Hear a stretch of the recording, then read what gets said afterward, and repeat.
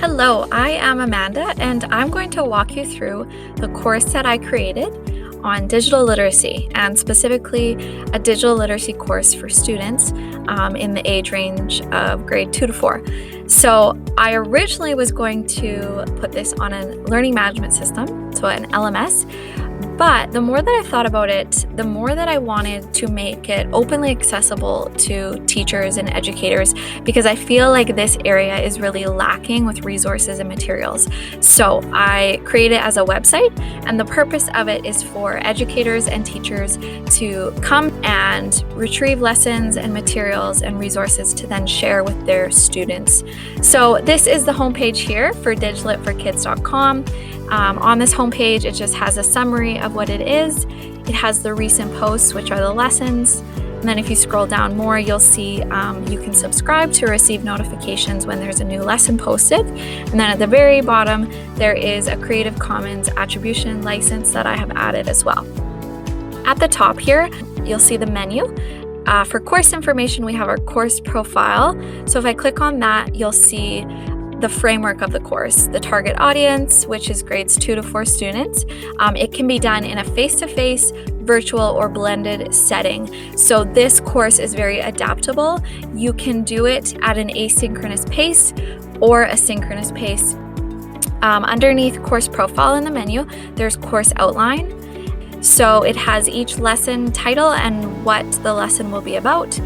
For this course prototype, I've done the first 2 lessons. So if you go back to that menu, you'll see we have the lessons, and then beside lessons, we have resources, and that is something that I'll keep adding to. Right now, it just has some of my favorite resources for digital literacy.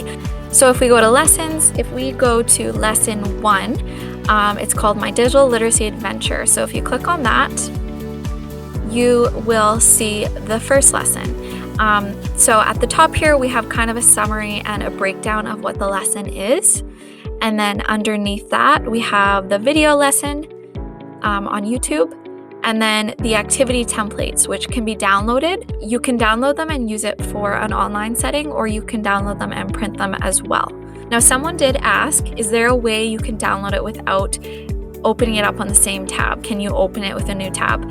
So if you right-click that download button, you can actually click Open Link in New Tab, and you will see the downloaded PDF or PNG file. I also have the pre-made activities with Seesaw and Google Slides. So with the Seesaw activity, all you have to do is click on that link, and you just have to save it to your library, and then you can adapt it. And then the Google Slides, you just have to make a copy.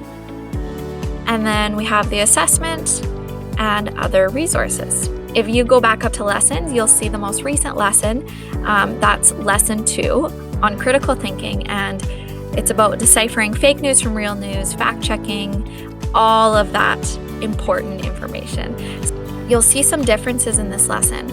For example, at the start, I do state the learning outcome and what we'll be focusing on. I added in the keywords, and then I also added in a teacher guide this time. So again, you just have to download. You just right-click and it will open in a new tab. And you'll see that this is the lesson outline in a teacher guide. Underneath that, we have the lesson plan in more detail. I actually embedded the Google Slideshow here, but you can also make a copy up here.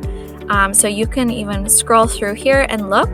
I added in a part about collaboration for this lesson, and it's a game on Padlet, so it encourages collaboration and it introduces the lesson on fake news and real news.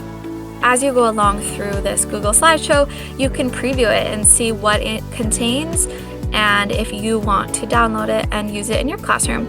So I created some fake pictures to practice. It has some activities for understanding images, doing a reverse image search. It has all of the notes that you need to go through. We go over headlines, keywords, and then at the end of the Google Slideshow, they will do an exit slip. There's actually extra practice that students can do as well, and the answer keys.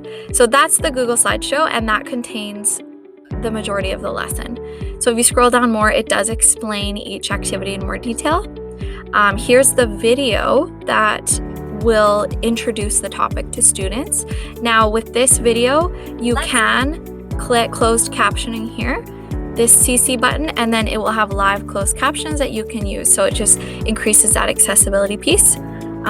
There's a poster that you can download and refer to for students to learn the fact-checking skills.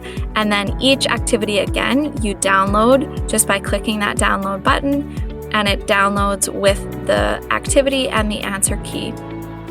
And it just has each activity listed here. So again, that's my course on digital literacy for kids. I'm excited for this resource to be used in classrooms for students. Thanks for listening.